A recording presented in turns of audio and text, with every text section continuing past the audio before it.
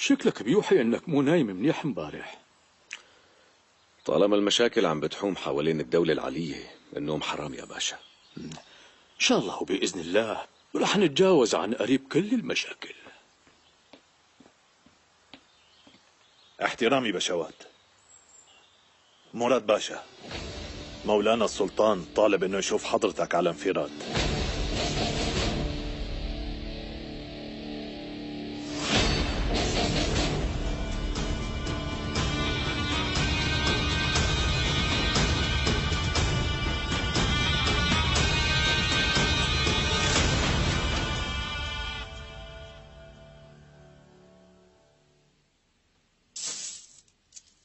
يا بنات، السلطانة قسم رح تتكرم عليكم بالذهب والهدايا من خزينتها الخاصة.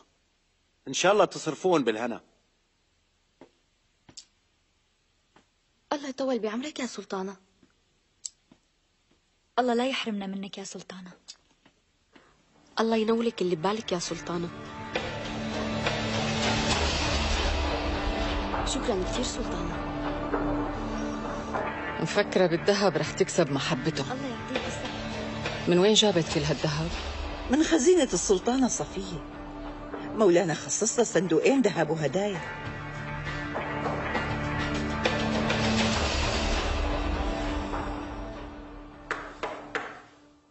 تفضل.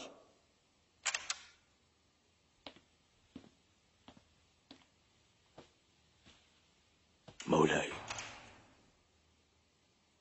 يا أغا،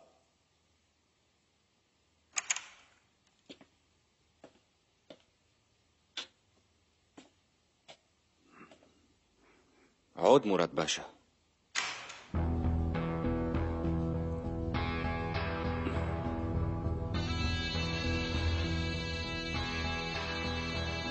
مثل ما بتعرف يا باشا، مقام الوزير الأعظم شاغر إله وقت، وأخيرا وصلت لقرار بخصوص هالمسألة. الله يقدم الخير للعيلة الحاكمة ودولتنا العلية ويهديكن على الصواب يا مولاي. آمين.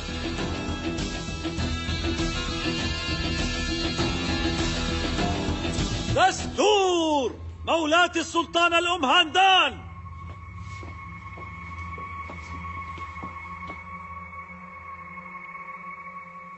وقف توزيع، يلا الكل يرجع على شغله.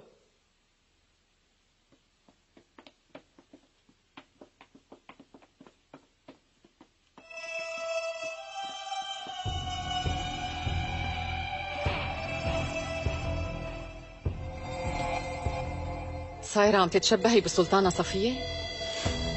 رح تكوني مثلها وتشتري الكل؟ والله شوفت عينيك يا سلطانة، أنا ما عندي شي مخبى بنوب وعم وزع بالتساوي، الكل عم ياخد مثل التاني. بس حضرتك اللي عم تشتري الناس بالمناصب ومساعدتي أول حدا أخدتيه.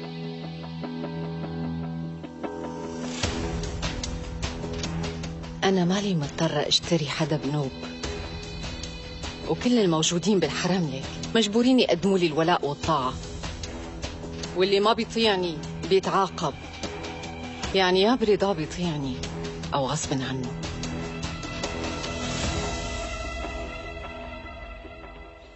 ليش مولانا طلب مراد باشا وما بعت ورانا؟ ذو الفقار آغا، أكيد عندك خبر. لا، ما عندي أي معلومات يا نقاش باشا. واضحة القصة، أكيد رح يعطيه الختم. أي كل شيء وارد، واللي بيختاره مولانا هو أكيد الأنسب.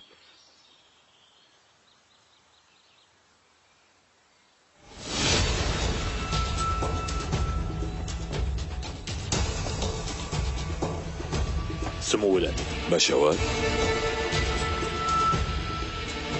خير، شو بوشك؟ شو اللي صاير معك؟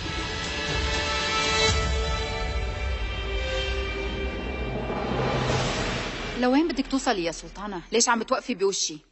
ما في شي خاص يا قسم، بس الحرم لك كان ضايع بين سلطانتين، والسلطانة صفية راحت وخلصنا من كل شرورها، ومشان يرجع النظام لهالمكان لازم كون أنا فيه القوة الوحيدة والأكبر. نسيتي فورا كل الوجع اللي عشناه سوا؟ لو أنا ما كنت هون كانت العيلة الحاكمة انتهت من زمان. بس إذا بدك تكوني القوة الأكبر والوحيدة رح تتحملي عواقب هالشي.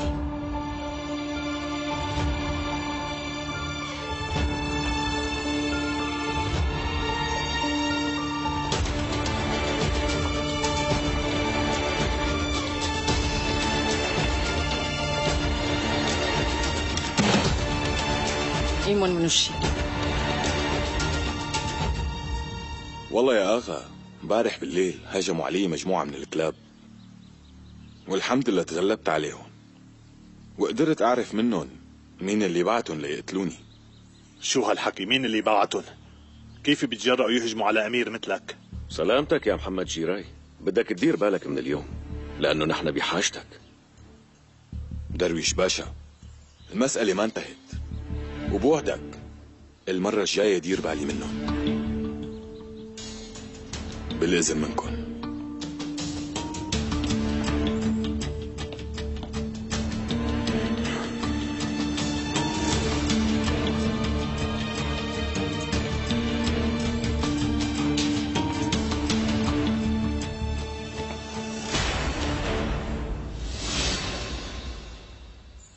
مولانا السلطان حملني ختم الوزير الأعظم بالدولة العلية.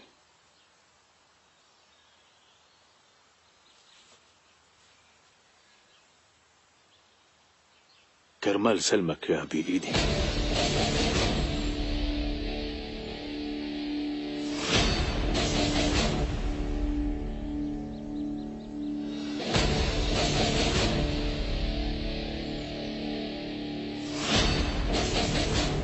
مبروك عليك يا درويش باشا. اعتبارا من اليوم الوزير الأعظم للدولة العلية، حامل ختم الوزير الأعظم هو أنت.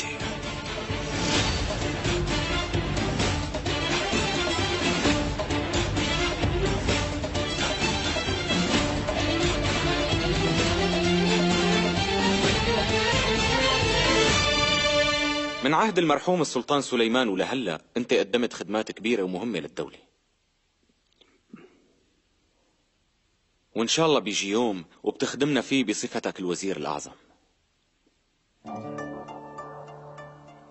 بس هاليوم لسه ما إجا. أنت أهم وأقوى قائد جيش عندي، وأنا لسه بحاجة خدماتك بميدان الحرب.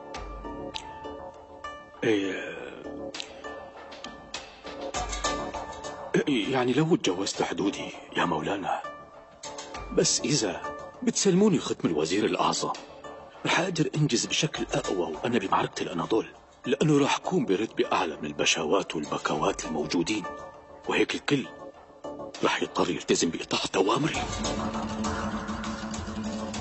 أنت راح تحارب بصفتك قائد جيوشي، وهي أعلى رتبة ممكن توصل لها. بس الختم رح يبقى بالعاصمة مع درويش باشا، خصوصا انه خبرته بالعاصمة والقصر اكتر منك. انت صار لك على الجبهة سنين، ولهيك بدي تروح وتسلم الختم لدرويش باشا بالنيابة عني. سلمه يا بإيدك ليعرف قيمتك بالنسبة إلي.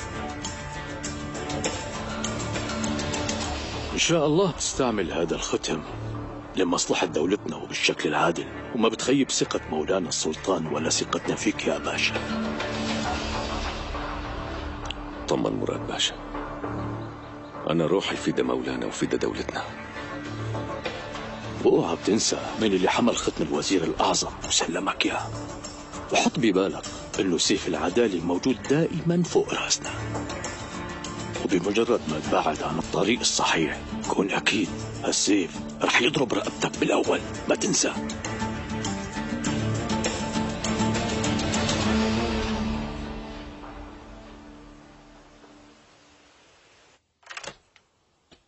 سلطانة؟ حضرة الأمير، بعت لي إنه الموضوع مهم كتير، له علاقة باللي صاير معك؟ في حدا كان بده يسكتني بس خطته ما نجحت، وقلت ضروري أحكي معك قبل ما يصير لي شيء. مين سوى هيك؟ وليش بده إياك تسكت؟ قول. درويش باشا. هو مانو مثل مو مفكرتي. هذا قاتل ومجرم، هو المسؤول عن تسميم والد مولانا المرحوم السلطان محمد خان.